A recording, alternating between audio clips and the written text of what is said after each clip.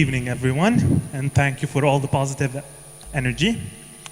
The meaning of each person's life is not defined only with his personal achievements and successes. Instead, it is defined by the struggles he overcame and how he broke the boundaries to overcome them. Unfortunately, it's not always that we can overcome certain struggles in our lives. Sometimes, some boundaries may look insurmountable or simply plain impossible. That's when things get really tough, that we resort to prayer. Last year, in 2013, some of you may remember the wave of kidnapping that swept the country. Almost everyone knew someone who got kidnapped or who knew someone that got kidnapped. Naturally, those who were most affected by such a wave were students or school students. I was teaching English to a grade 7 class when we received the news that one of their peers had gotten kidnapped on that morning. A wave of panic erupted all over the classroom, and it's a natural response to such an event. Obviously, my students would be the most affected by it because that kid was a really close friend to most of them. Even though the teachers tried, that day there was no studying. And there were various counselor interventions and assemblies. Being one of their favorite teachers, or that's what I like to think, they opened up to me most as they spilled all their worries and fears. The students' thoughts were completely negative. They were afraid he would be hurt or worse. Most of all, they felt absolutely powerless. They wanted to do something but couldn't. And that drove them even deeper in sorrow, worry, and fear. That's when my intervention happened, and I taught them to pray. Now don't start jumping to conclusions. What I mean by prayer here is a method of consciously affecting your environment with the power of your thoughts. We all do it all the time, but it's quite random, which is why we barely see any results. So I decided to teach them a little secret to help them see that everything is made of energy. Everything, from the smallest speck of dust to the biggest planet, is made of energy. And it's that same energy which makes everything else in the universe. Moreover, when you pay attention to something, you give it energy. It's the same with people and with things. Where attention goes, energy flows. The second secret would be something that you studied in physics in grades 7 or 8. It's the fact that an object which has energy can accomplish work. And the more energy it has, the more work it can do. Now it's the same thing with people. Think about it. When you have energy, you feel happy, you feel excited, you feel energized, you want to do a lot. And when you don't have energy, you feel low, you feel heavy, you feel like you don't want to do anything at all. The problem here is that we have energy and sometimes we don't. How we gain or lose energy is secret number 3. The energy we lose is usually taken by people that I'd like to call energy vampires. By behaving in a way which makes us pay attention to them, people try to make us give them our energy. James Redfield explains these behaviors beautifully and calls them control dramas. Now he calls them dramas because they are an act, a way of behaving that we do in order to make others pay attention to us. For example, there are people who are the poor me. They like to make you feel pity for them.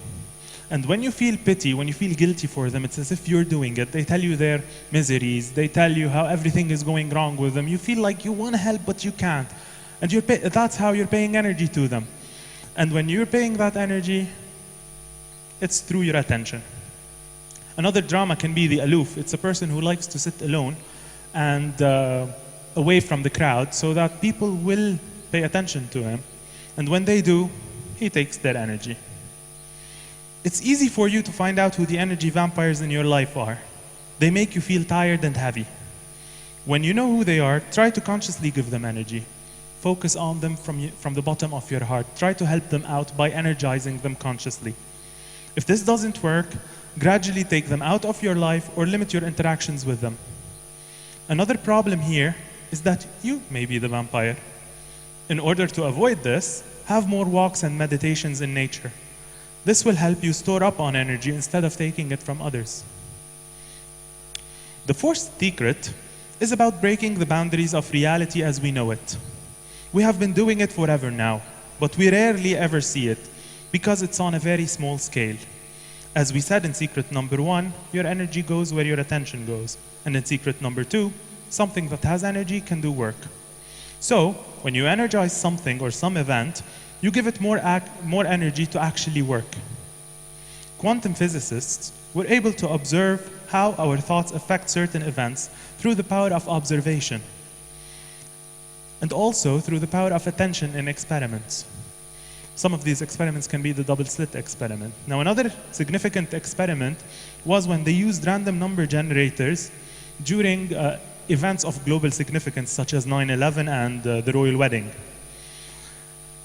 So usually on these events, the random numbers generators, who on normal days would yield an output of 50-50, on days of global significance, their output changes and may go up to 70-30, or more sometimes. This information will be very valuable to us once we understand this next secret. We've all had people tell us to think positive, and we usually disregarded their advice. What's the difference between the words safe and unharmed? Grammatically, there is no difference. However, energetically, the difference between these two words is the same between black and white, between heaven and hell. They may be the same thing grammatically, but energetically they are exact opposites. This is due to the fact that in the word safe, the focus or the center of attention is safety, whereas in the word unharmed, the center is harm, because the first thing we're going to think of is harm. And that's where my students were struggling. They were thinking of all the bad things that could happen to their friend, and therefore were energizing these events. By helping them to understand this secret, they were able to start breaking out of the boundaries created by their negative mentalities. And they moved towards a more positive thinking process. This allowed them not only to send the energy towards the safety of their peer, but also to lift up their own spirits. The bottom line here is that positive thinking can never go wrong. Now this, coupled with secret number 4, will help us move to secret number 6. The change in the random number generators during global events meant that many people are focusing on the same thing at the same time, which means that huge amounts of energy are sent towards it. So if many people focus on the same thing at the same time, more energy is sent towards that thing or event. And as we said before, this means that the chances of that event occurring become a lot more. Unfortunately, this secret has been wrongly applied, especially here in Lebanon, as Viveka and Lisa were saying. We focus a lot on negative events. We complain about electricity, roads, work, etc. Guess what? They just keep getting worse. That's because we're energizing them.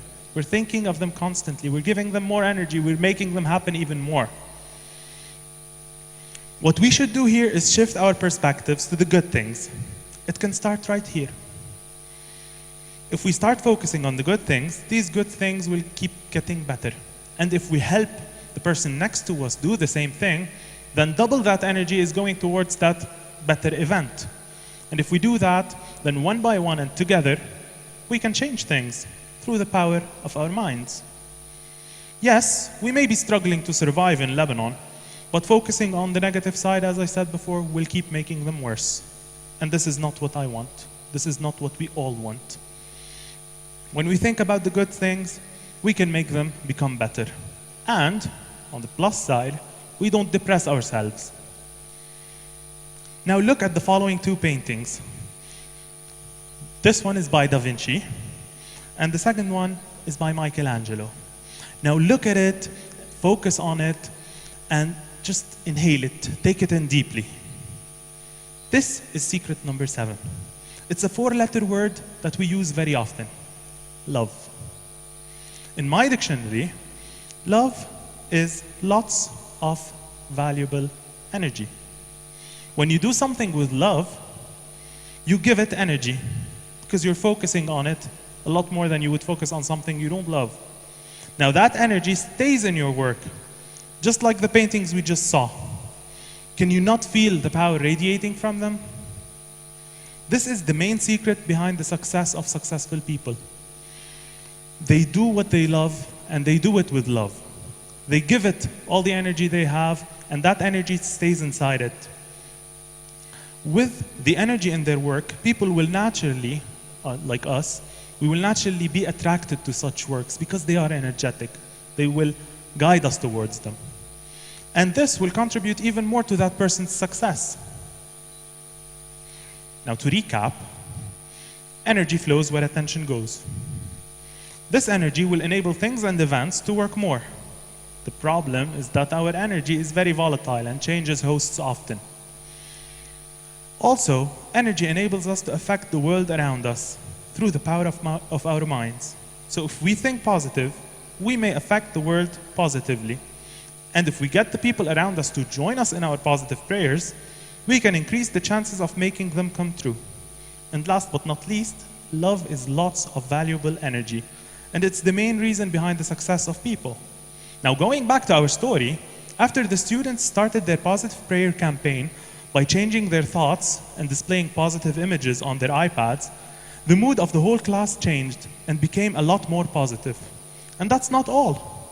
A few days later, their friend was back among them, safe and sound, with no evidence of any psychological trauma. Through the combined energy of their positive prayers and continuous affirmations, these 12-year-old students were able to break the boundaries of reality and, with prayer, brought forward the event they wanted. Now, before you start praying, there is a disclaimer. Prayer without active work is like wanting to win the lottery without buying a ticket. Positive prayer will get you halfway there by arranging events to suit your goals, but it will not drag you there. You have to go there yourself. It's like the story of the missionary who went to teach prayer to Indian farmers. So he started teaching them to pray, and suddenly there was a flood. Now during the flood, he went on his knees and started praying. He prayed for God to come and help him, and a few minutes later, someone with a mule passed by and told him to jump on. He refused. He told him, "I'm praying, God will come and help me." A few hours later, the water was up to his neck. Someone on a boat passed by and told him to come along.